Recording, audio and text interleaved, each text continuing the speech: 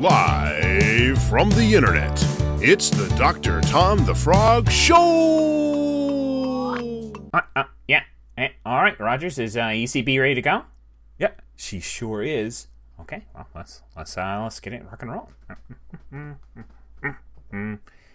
Hey, all right. Click the button, Rogers. Make the thing go. I love that. Okay. Hi ho, and welcome to the Dr. Tom the Frog Show, where we talk about role-playing games. I am Dr. Tom, and I am super excited to have on our very special guest. We have on, back for the third time, she comes every season, it's contractual. We have on Emily Cairboss, otherwise known as the notorious ECB. How are you doing, Emily?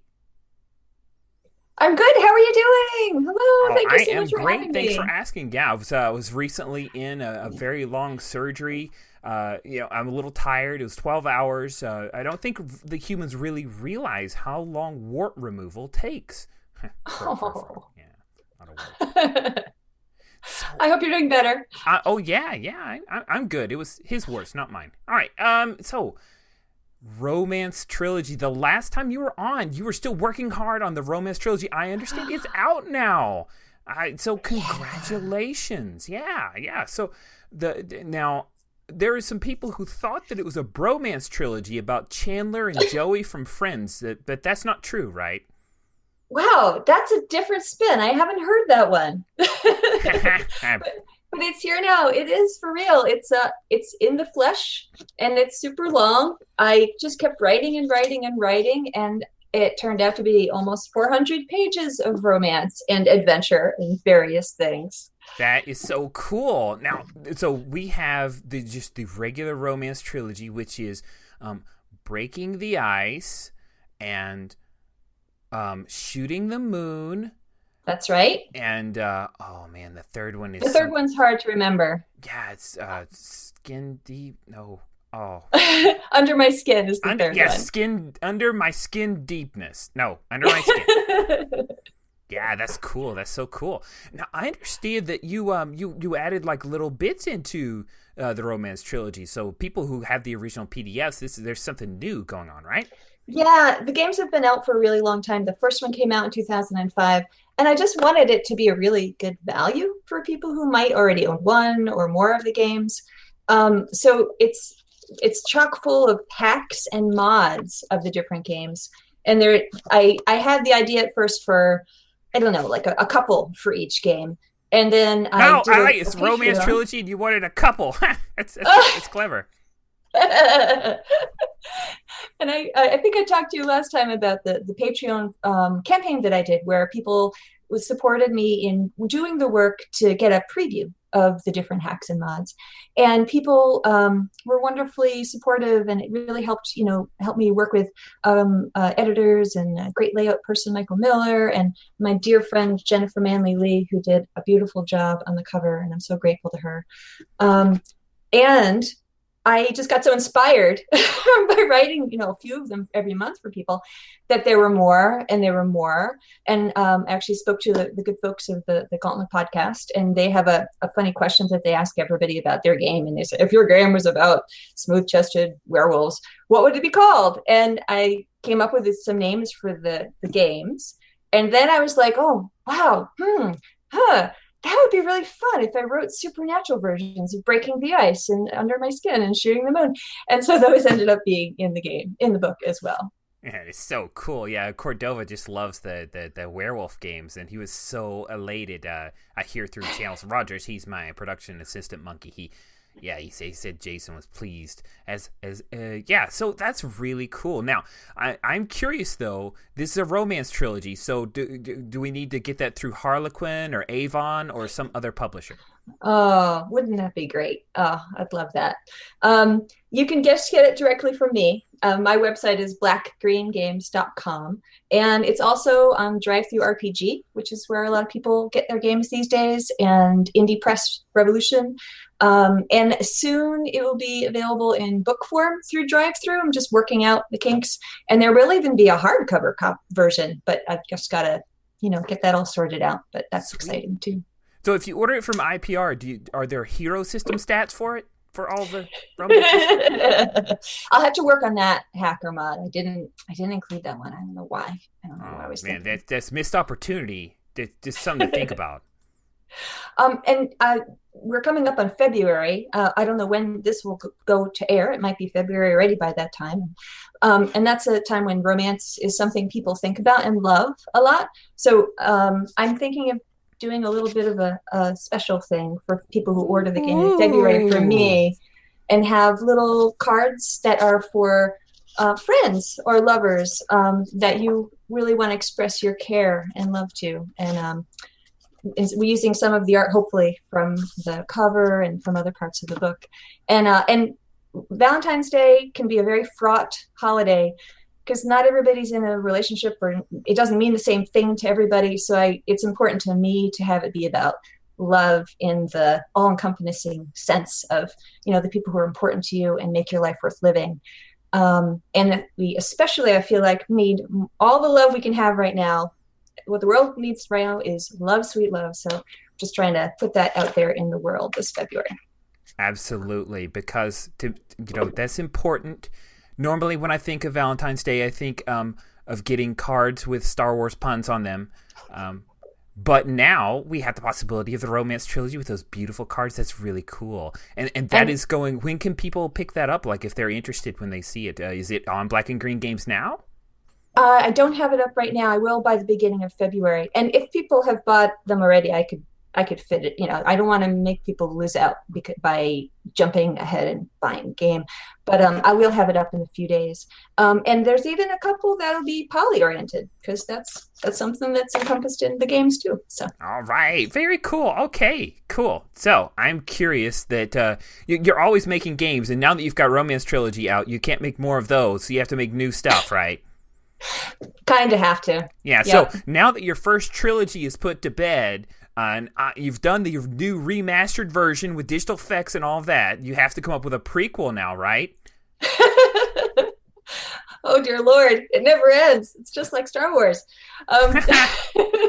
She's followed the script, and I didn't even provide her the script. She's really smart. What are you working on now, though? Right now, I'm actually working on a joint game that I am doing with the wonderful Ken Hite. That is a LARP. And wait, Ken Hite does LARPs? Well, he does now. Oh, wow. So it's going to be like a 7-hour LARP then? About Cthulhu. Oh, actually, that would make sense. Yeah, it would. Oh, that'll be the next game. But this one, I wrote this crazy game last year that was about Paradise Lost and John Milton and English poetry. And I chatted with Ken about that. And he said, hey, you know what would be fun to do? It would be fun to write a game about Mary Shelley and Percy Shelley and Lord Byron and this crazy haunted summer that they had where Mary came up with the idea for Frankenstein. And all of the changes in the world and the tangled romances they were in. And so we're doing it. And I'm going to run it in a couple of weeks at a wonderful LARP convention called Intercon in Massachusetts. And I've got 2 groups of folks signed up to play, and we're going to play it at midnight, which is kind of appropriate. Neat. That is cool. Does someone need to dress up as Frankenstein? That would be interesting. It would. You're right. Eventually, maybe somebody will. But the LARPs that I tend to write are like low costume, very low needs for costume. You can just jump right into them. And this one, it's sort of in like the free-form LARP, cheap-form area where it's short. This is just a 2-hour game, and it's broken up into different scenes. And we'll play out scenes from the authors' lives, like people will play Mary and Byron and stuff, and then we'll get to see scenes from the works that they were writing, some about Frankenstein, some of the other poems and works that they wrote that summer. And then the fun part is somebody drinks some laudanum and has a dream, and then the authors get to talk to the characters and get to go crazy. Wow, that's blowing my mind. That's next level. That's pretty cool. Wow, that's neat. So, how much do you have? Do you have to basically study up for a while to be able to play these characters appropriately? Do we have coaching? Like, how do you do it right? having a master's degree is good. No, that's exactly what I'm hoping to provide in the game is just enough so that you can take a few prompts, some like clear direction for the characters, and then your general understanding of some of the works. Like most of us have some familiarity with Frankenstein, and playing the game, we actually give you, brief briefings about each of the scenes that you're going to play right before you play them. So you're jumping off from information that you've been given as you play. And I ran it with some friends who helped me play test it, and it worked beautifully. One of them was a history and literature specialist, so she was very knowledgeable about it. And one of them, who played Percy Shelley, kind of sort of had seen a couple of versions, but everybody really enjoyed it and just really understood this period more. And what I'm excited about it is to take people into literature that they might know and give them a totally different experience of it by getting to inhabit the authors and the people who created it in their times and their politics and their emotional relationships, because it makes it personal. It makes it something you can understand and identify with. And so that's the theory, and it seems like it's working so far. That is really cool. So, wow, there's no Cthulhu, and this doesn't sound like it would be set in Chicago. I'm really not sure what Ken Heist's doing. Is he just there to like kind of cruise off of your LARP expertise? Well, that's what he would say, but it's not true.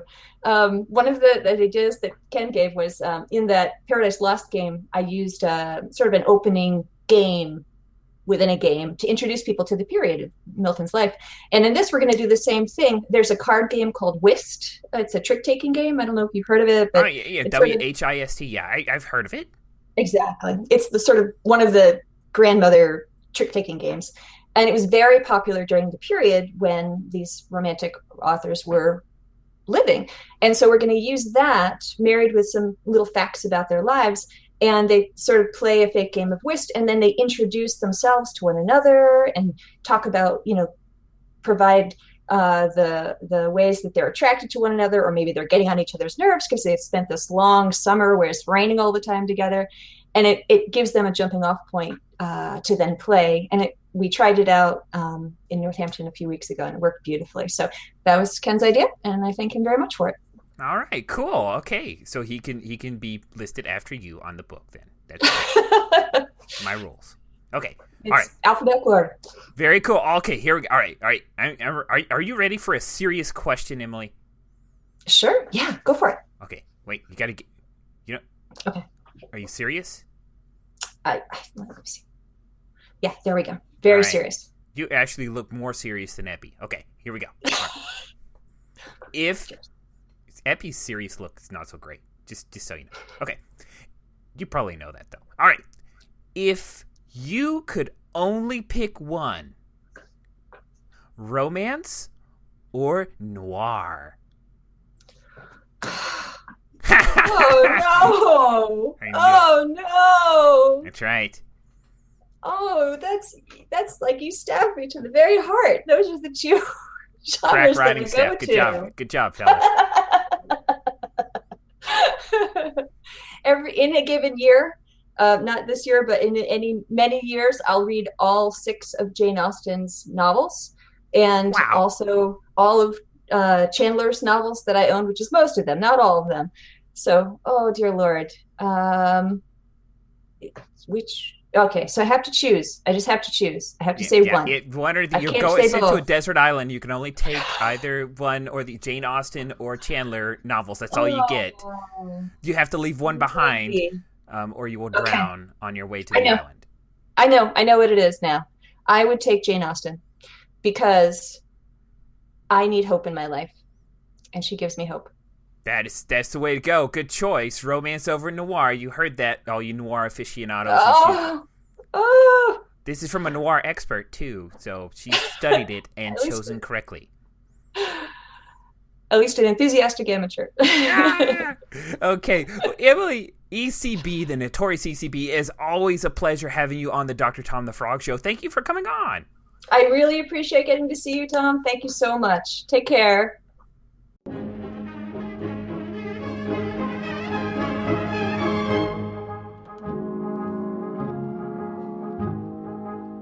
Tom is a frog, a doctor and a frog. He lives on a log in the middle of a bog. He likes to talk about RPGs, and his guests are the bee's knees. Thank you for watching. He is Dr. Tom. He is Dr. Tom the Frog.